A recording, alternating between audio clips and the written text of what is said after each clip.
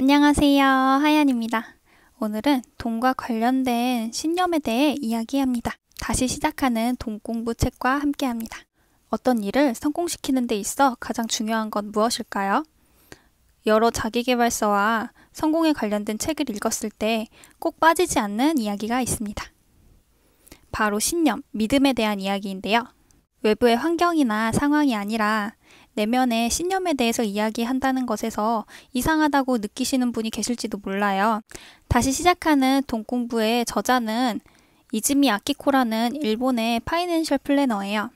일명 FP라고 하죠. 투자자에게 자산 관리를 조언해주는 전문가, 고객으로부터 수입, 지출, 가족 구성, 자산 등 정보를 수집하고 경제 성장률과 물가, 주가, 금리 등의 금융시장 변수를 감안하여 적절한 금융상품을 제안하는 사람이죠. 저자는 직업 덕분에 자연스럽게 많은 사람들에게 재정적인 조언을 해주고 그들의 행동 패턴을 지켜보게 되었는데 뭔가 이상한 것을 느끼게 되었다는 거죠. 11페이지에 이런 얘기가 나옵니다. 나는 오랫동안 파이낸셜 플래너로 일하면서 수많은 가게를 살펴봤다.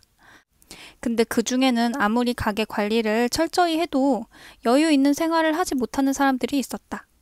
돈은 행복해지기 위해 나답게 살기 위한 도구에 불과한 것인데 그런데도 돈에 휘둘리고 붙잡혀 사는 사람들이 굉장히 많았다. 저자는 돈 때문에 힘들어하고 여유롭게 살지 못하는 사람들에 대해서 공통점을 발견했는데 바로 돈에 대한 부정적인 신념 때문이었다는 거죠. 돈에 대한 부정적인 신념은 바로 잘못된 믿음 때문이라는 거죠. 사람들은 돈에 대해 어떤 신념을 가지고 있느냐에 따라서 여유로운 사람이 되기도 하고 궁핍한 사람이 되기도 한다는 거예요. 이러한 생각이 정리된 계기는 팀 할본과 크리스 할본 부부가 개발한 머니 클리닉이라는 세미나를 통해서였어요.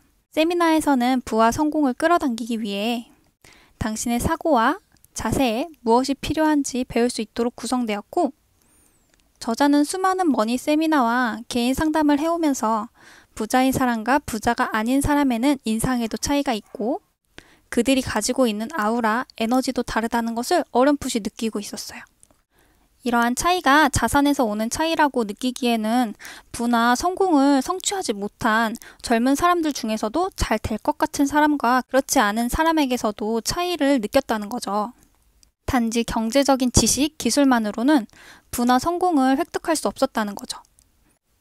스스로가 부나 성공을 거머쥐기 위해 충분한 능력과 매력을 지니고 있다고 믿어야 그것들을 성취할 수 있었다는 거예요. 이 믿음은 의식적인 믿음과 무의식적인 믿음으로 나눠지게 되는데 의식적으로 아무리 부자가 될 거라고 믿어도 무의식적인 믿음과의 모순 때문에 실제로는 부자가 되지 못한다는 거예요. 이 무의식적인 믿음을 바꾸기 위해 저자는 6가지 방법을 제시합니다. 첫 번째 방법은 상상력을 동원하는 거예요.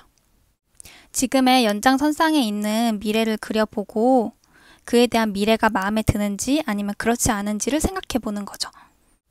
제가 생각하는 미래는 유튜브 크리에이터로 꾸준히 동영상을 제작하고 수많은 사람들과 기쁨을 나누고 부를 축적하고 가족들과 신나는 여행을 하고 맛집 탐방을 다니고 조용한 시간에 제가 좋아하는 책과 영화도 보고 마음이 맞는 소수의 사람들과 교류를 하며 영향을 주고받는 모습이에요. 그리고 제가 만든 카카오톡 이모티콘이 런칭이 되어 수많은 사람들에게 사랑을 받는 모습이고요. 저희 엄마, 아빠, 동생, 그리고 남편, 딸까지 모두 행복하게 지내는 모습입니다.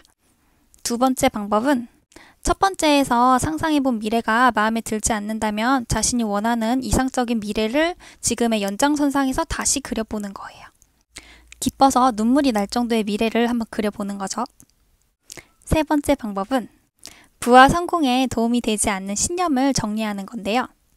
바람직하지 못한 신념은 부와 성공에 다가가지 못하도록 장애물 역할을 하고요. 이 신념을 분석하고 파악하여 수정하고 계속 지니고 갈 것인지 아니면 폐기할 것인지를 결정하게 되는 거예요. 이 과정은 매우 중요한데 제대로 정리되지 않은 신념이 있다면 부와 성공으로 가는 길을 계속 가로막아 스스로 힘듦과 좌절을 불러일으킬 수 있어요. 네 번째 방법은 스스로가 만족하는 이상적인 모습을 그리는 것입니다.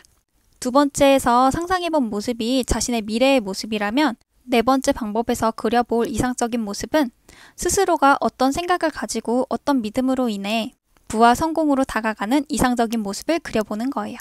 스스로 부와 성공에 대해 진심으로 어떤 모습이길 바라고 부와 성공에 대해 어떻게 생각하는지를 그려보는 거죠. 처음부터 이상적인 자신을 그려보는 것은 쉽지 않은 일이라고 합니다. 그저 상상에 그치는 것이 아니라 무의식까지 점령하게 하는 것이 목표예요. 매일 꾸준히 실천해야 하는 거죠. 다섯 번째 방법은 네 번째 방법에서 실시한 이상적인 모습을 매일 그릴 수 있도록 습관화하는 거예요. 자신에게 힌트를 줘서 이상적인 모습을 그릴 수 있도록 버튼을 생성하는 거죠. 여섯 번째 방법은 새로운 신념이 옳다는 증거를 수집하는 거예요. 증거 수집은 자신의 믿음을 더욱 확고히 하고 신념을 지킬 수 있는 방법이에요. 신념이 스스로의 생각에 비춰 의심스러울 때 더욱 효과를 볼 수 있는 방법이지요. 예를 들어 주부는 책을 낼 수 없다는 편견을 가지고 있다면 주부 생활을 하면서 멋지게 책을 출판하는 주부들의 인터뷰를 수집할 수 있어요. 주부이면서 엄마이고 현명하게 삶을 이어나가고 롤 모델이면서 지금 현재까지 가진 조건들이 자신이 가지고 싶은 조건일수록 더욱 좋아요. 그 사람도 할 수 있다면 자신도 할 수 있다는 근거를 쌓아가게 되죠. 믿음과 신념이 부와 성공에 관련하여 얼마나 중요한지 알아보는 시간이었는데 유익하셨나요? 생각보다 짧은 분량의 책이라 되게 가벼운 마음으로 집어들었는데 매우 많은 것을 배우고 갑니다.